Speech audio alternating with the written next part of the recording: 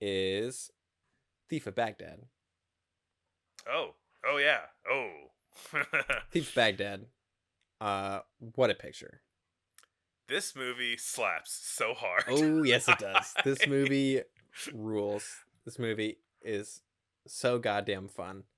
If I had to show somebody like a non like slapstick silent movie and just go like, mm, watch this, you're gonna have fun. yeah, Thief of Baghdad, like no yeah, question. This movie is so good. yeah. So this is a Douglas Fairbanks joint.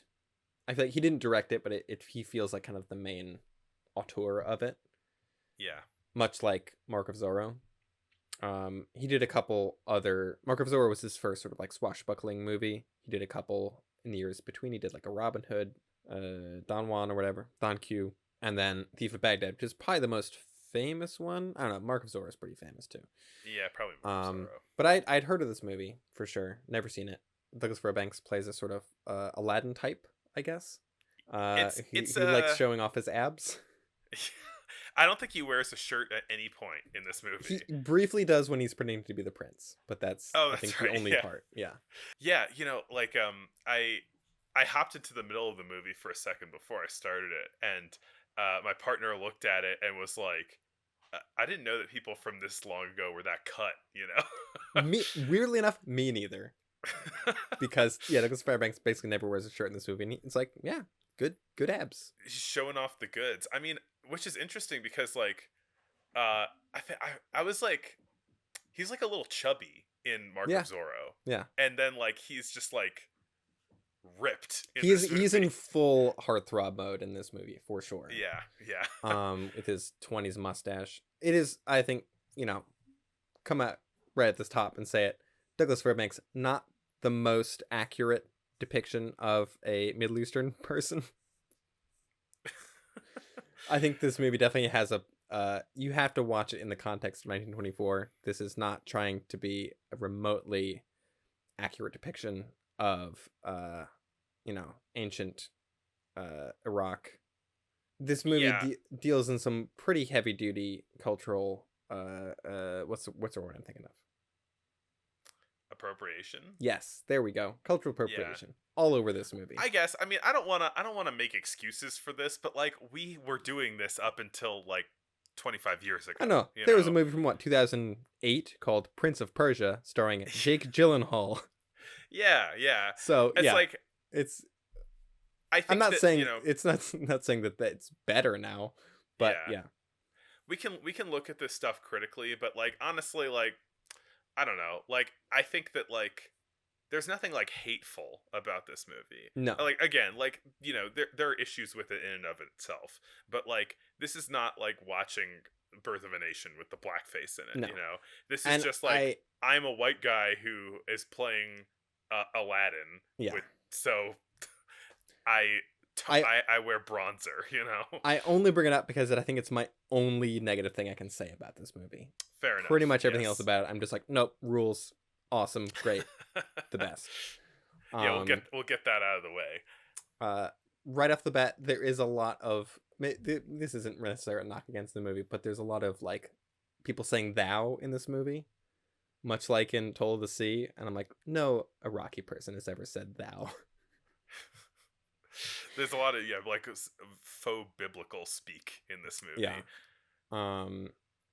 But yeah, it's like we're introduced to Douglas Fairbanks as what's the character's name? Does he have a name? I just call him Doug in my head. He does have a name, yes. Ahmed. Oh, there you go. So Ahmed is like I said, an Aladdin type. He's a street rat. He's literally Aladdin. he's a thief. He's stealing bread. He's using a pineapple for a grappling hook. He's eating. Oh my god. He's eating rice off of a balcony like it's an apple pie. See, this is how much amazing stuff happens in this movie that like you can just say he uses a pineapple as a grappling hook and then just move right on by. Right along. He hides in a bunch of big pots. His sort of mantra at the beginning is, "What I want, I take." And he's the thief of Baghdad. Yeah, the titular thief, and he shows up to a mosque And they're like, hey, maybe try giving religion a chance. And he's like, no, ha ha ha ha, I steal. That's what I do. And he laughs in their face and he runs away. I will say, like, this all this, like, the stealing, like, even like all the scenes where he's like lifting stuff off of people, it's all like so fun and like funny, Yeah, and like I think charming. that this movie, um like this movie shares what I thought was really great about Mark of Zorro, which is that, like, somehow, like, Douglas Fairbanks just like leaps off the screen as the most like affable, charming Hmm. person in the universe, Yeah. and you cannot like help but just like have a dumb grin anytime he's on the screen, Right. His dumb grin is infectious. Yes. It just, yeah, there's definitely just a real sense of joy that he brings to his characters that is hard to not get swept up in. And so we find out that there's a princess who, Jasmine. I don't think that's actually her name, but yeah, basically. And there's all these suitors, right, who are coming to try to marry her. And we find out that there is the Mongol prince has his eyes set on Baghdad. He wants to take over the city. Hmm. And so he's one of the suitors coming in. And then so there's this parade of suitors that comes into the palace, right? And the princess is like, gross, gross, gross, gross to each of them. Um, and then Douglas Fairbanks disguises himself as a prince so he can come in also. And he's like, hello. One of these suitors has good abs. Yeah. I guess the other negative thing you can say about this movie is that, like, he comes in with the intention to like chloroform and kidnap the princess, which is not like a Not a nice great thing to look. do. No, Yeah. no, it's not. And then he goes like, "Oh no, I love her. I can't drug her and take her away." You Yeah, know. like immediately he's like, this is a terrible idea. Like, she's actually super nice. Like, I'm not gonna I'm not gonna kidnap her. S- but yeah, it is like the whole like, Aladdin Prince Ali No, it is literally segment. the Prince Ali musical number from Aladdin happens in this movie minus the song. This So I don't know enough about the non-Aladdin parts of um 1001 Nights, Hmm. Arabian Nights, to know like if the back half of the movie is also like inspired by that stuff. It's definitely like an Arabian Nights pastiche. Yeah. Uh like it is taking the Aladdin story and just like remixing it just a little bit. Hmm. And whether or not the back half of the movie has stuff from it or not, it's like appending more onto it Yeah. afterward. So the first half is this like very swashbuckly, Fairbanksy Aladdin pastiche. The second half of the movie is like um a proto like Harryhausen adventure movie, by way of like a like more Oh, narratively souped up Georges Méliès, uh it's so and good. and It's so also like a good. little bit of like Princess Kaguya like put in there Yeah, too. it's like a treasure hunt. It's also like we'll get to it. I mean, Yeah. it's worth mentioning one of the princess's handmaidens is played by Anna May Wong, Yes. and she's like a double agent. She's working for the Mongolian prince. There are three princes, right? There's the Mongolian prince, the like real evil one. There is the prince of the Andes, and He's the the medium evil one. yeah. And then there's the one that she's just like, "Oh, he's fat." Yeah, that one is The Prince of Persia. Prince of Persia, correct. So there's Anna May Wong as the handmaiden has sort of set up this ruse, right, where she's told the princess this prophecy that whatever suitor touches the rose tree in the garden is the one that she will marry. And so she's like, "Hey, Mongolian prince, make sure you touch the rose tree in the garden." But then before he can do that, a bee flies out, and he's like swatting away the bee, and the bee flies over, to Douglas Fairbanks's horse, and the horse kicks him off, and he flies into the tree. And the princess is like, "Oh, I guess I'm gonna It's marry fate. him." Yeah, incredible. Right, they have one of the like, I guess, security measures for the palace is they have this big ape played by an actual chimpanzee. And at one point they say A fling. big chimp. So yeah, Douglas Fairbanks is he like professes his love to the princess, but he gets caught in his, in his con, and chased. They catch him, and they're gonna put him into the flogging pit, and they say fling him to the ape, which is a great phrase when you capture someone. But the princess smuggles him out through the secret panel to the streets. Great that there's a secret panel. And so she's trying to delay the marriage. She's like, hey, I don't want to get married yet. All the suitors have to go off for a week and seek out treasure to bring back to me. And I'll pick whichever one brings back the coolest treasure. Yeah. And so that's when like the kind of second half of the movie kicks in. And so she is doing this like specifically like I don't know if they knew about this like legend when they were, or if this is just a thing outside of that, but like it is doing this like Princess Kaguya thing of like, I've got these suitors but I don't want them, so I'm going to send them on ridiculous quests to get them out of my face, basically. Yeah. So all four princes, including the fake prince of Baghdad, thief of Baghdad,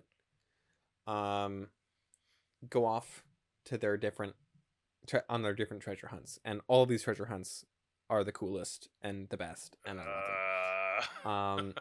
So the first one is, well, so the Douglas Fairbanks has like a couple different things he has to get through. He has to go through the Valley of Fire. Great. Valley of Monsters. He fights an alligator dragon played by an alligator in like a Halloween mask. It's so good. I like you watched this one before I did, and when that scene happened, I was like, oh, this is why Glenn likes it so much. Oh my god. I mean, I would have liked it anyway, but yeah, that pushes it over the edge. So Valley of Monsters, he like sword fights this alligator dragon thing, and there's great like it's so just cool. It's a great 20s effect of like either multiple exposure, whatever, however they did it, of like massive looking alligator dragon, and then Douglas Fairbanks is tiny in the frame, and he's like waving a sword around, and then they cut in close to like a fake dragon belly that he gets to stick a sword into and like cut a big hole in. Yeah, it does. So this movie does so much with suggesting scale and suggesting like effects, like by choosing shots very carefully. It has some like close-ups of like a real size like alligator creature, like a human, something that would be way too small to be a giant creature, but it like has it really close, so it like in context it looks really big. Then it shows like the belly zoomed in, that's a completely different thing, and then it introduces the shot with him in like a double exposure, really really tiny on the bottom left side of the frame, and then like the dragon taking up like a huge part of the right side of the frame. So it's like establishing the space, and then like once it's establishing like the space and the scale and everything like that, then it can like do all of these kind of quick cuts to different angles, and it all feels of a piece. It works really well, and that's not like the only great effect. There's so many good effects in this movie. We can't list all the good effects. There's too many, or all the great like all the sets in this movie are mind-boggling. Huge sets, like there are effects in this movie where I was like, I don't know how they did that, Yeah. Which is maybe the first time that has happened for us. Yeah. I mean, just there's the sheer amount of effects and tricks and things that are happening throughout this whole thing is crazy. So after he fights the alligator dragon, he goes to the Cavern of Enchanted Trees and talks to a tree guy, which is amazing, and just the coolest costume of this like tree that comes alive, and it's this tree guy. He's got like long like branch fingers and stuff. He's like frozen like as a tree, Mm-hmm. and then it kind of like fades to him like waking up and being Yeah. able to move around, but he moves around in a very Doug Jonesy way, you Oh, know. so good. A guy in a So then big costume. he gets a treasure map from the tree guy. He fights a big bat creature.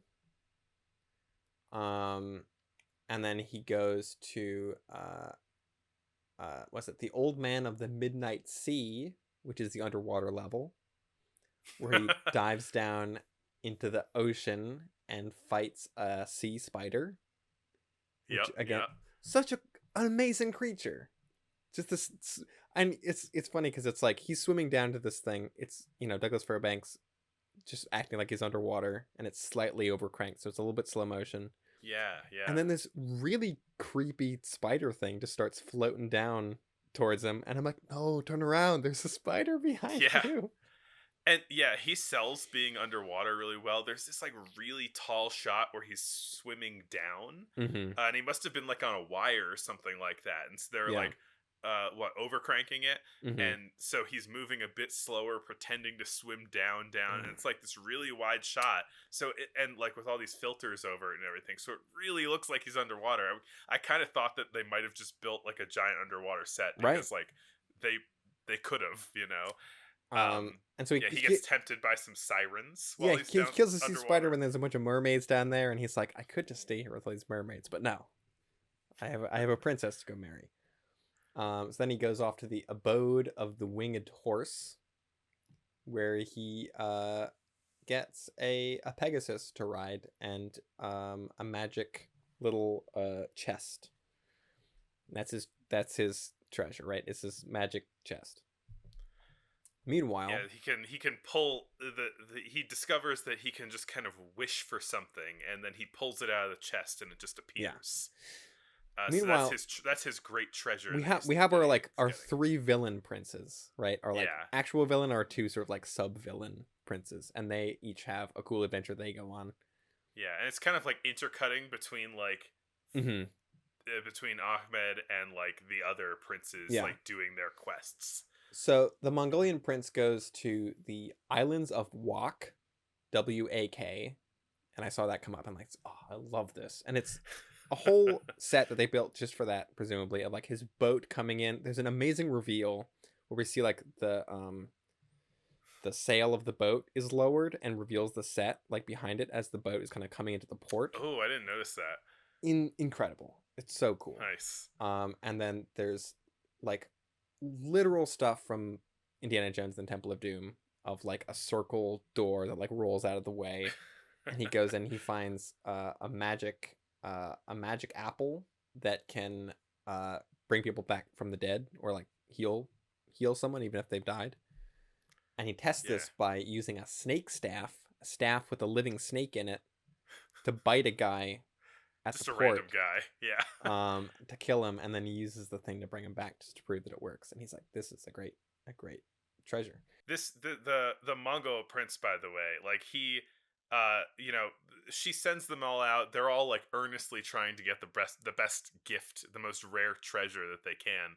But Right. the Mongol prince is also like, I got a backup plan here. Like, I'm gonna send many people into the city pretending to be porters, but they're actually soldiers, and we're going to prepare to take over the city because I want this city no matter what. He Uh, also is having people spy on the other villain princes to see what treasures they're getting. Looking over their shoulders, like, what do you got? Yeah, pretty much. So the Prince of Persia just buys a flying carpet like at a market. Um, and the Prince of the Indies has a guy climb a giant statue and steal a crystal ball from the eye, and the guy falls and dies. But then the prince is like, "Cool, it's mine now."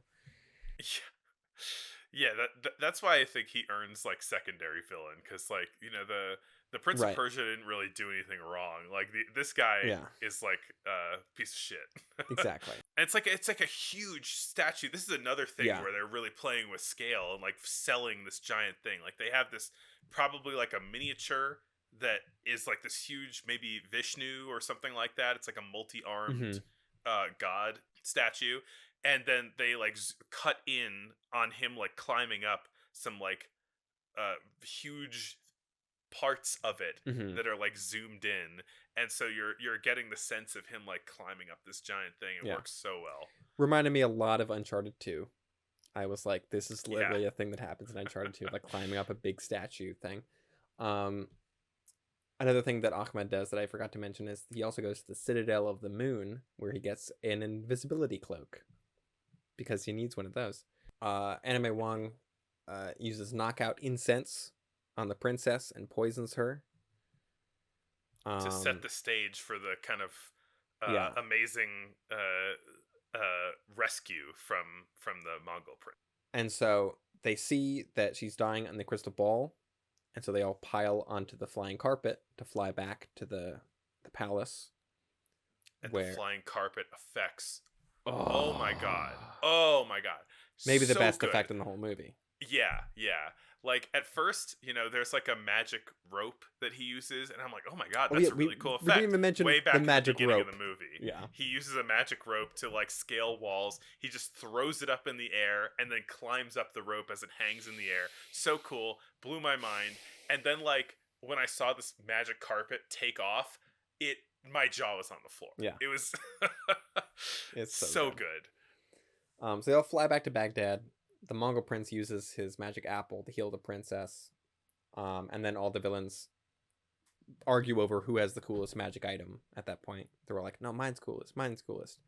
And the princess is like, all of these would be useless if it weren't for the other two. Because, like, you never could have healed me with the apple if you Yeah. didn't know I was dying, and you couldn't fly here. You couldn't fly here if you didn't know, So it's like, She's mainly stalling to let Doug come right. back. So then the Mongol prince is like, all right, activate secret, soldier initiative. And all the Mongol Order 66. yeah, pretty much. And so all the Mongol soldiers like throw off their like, peasant robes and bring out their swords and shit and swarm the city at night and take over. Yeah. Now, obviously, they're going to lose in the end, right? The hero's going to defeat them. Sure. In I would actual assume history, so. though, the Mongols did successfully take over Baghdad. Well, for how long? I didn't look that far into it, but was it only for a day until a humble thief arrived with magic powder and made a whole army to fight them off? No. The Mongols almost took over the entire world. They took over Baghdad in a more typical Mongol fashion, which was siege. Yeah. So they sieged the city for like a week and a half until they were able to take it over in like the 13th century. There's a little history for you. There you go. I like the movie's version better, which is that they had a secret Order 66 inside the castle. The Mongol prince then, he captures the other two princes and he says, you shall add joy to the wedding festival by being boiled in oil. And you see they're preparing like a giant oil pit with like stirring it and stuff. And I'm like, oh, this movie can't get any better. And then Ahmed returns and summons a bunch of soldiers with his magic chest. I feel like the magic chest sort of takes the place of the genie a bit in terms of like his magic thing that sort of gets him out of jams, at least in the end. Yeah. Anime Wong's character has this sort of like change of heart because the Mongol prince tries to have her killed, and so then she like runs out and helps Ahmed get into the palace, which he does using his invisibility cloak when he's like fighting off dudes while being invisible. And then there's he gets in and he saves the princess, and they fly through the city on the magic carpet, a whole new world. They fly past the moon like an ET. And then it returns to some sort of special effects that went into some words that were spelled out in the sky in stars, a la the letters SFX in Lion King, or True. SEX, depending on what you believe. It's F, I think. But they say happiness must be earned. This is the thing of the movie, is that he is unhappy when he's or when he's a thief and he has a goal. He can't get that goal until he puts in the legwork. So at the beginning and end of the movie, you're seeing the sky, and it says happiness must be earned. Another just effects thing. There's a great shot. I think this is done just purely through wires of Ahmed and the princess on the flying carpet, like flying over a crowd, and Yeah, it's just an incredible shot. yeah. It's so cool. Everything to do with the magic carpet is so amazing. Yes, So good. this movie is the fucking coolest, and I love it.